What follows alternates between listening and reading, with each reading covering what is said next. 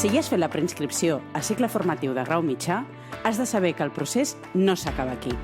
Consulta el calendari de tot el procés de preinscripció a preinscripció.gencat.cat. T'informem de les dates més significatives perquè te les apuntis a la teva agenda, que no se't passin.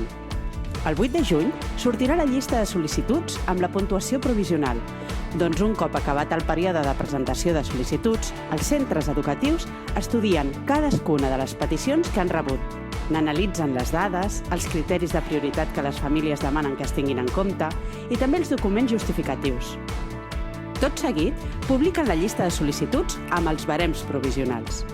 En aquesta llista hi ha les sol·licituds ordenades alfabèticament amb la puntuació que ha rebut cada sol·licitud en aplicar-hi el barem.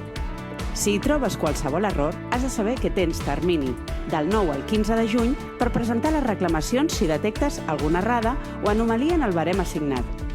El 23 de juny es publica la llista ordenada i s'elabora la llista de sol·licituds per a l'assignació de places. Per fer aquesta llista, en primer lloc, es té en compte la puntuació de criteris generals, de més a menys, i en cas d'empat, primer la puntuació pel criteri complementari i després el número de desempat.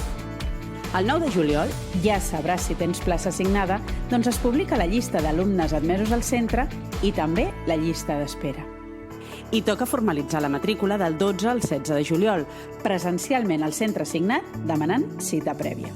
El seguiment d'aquesta informació el pots fer a la web de preinscripció.gencat.cat utilitzant l'eina electrònica corresponent.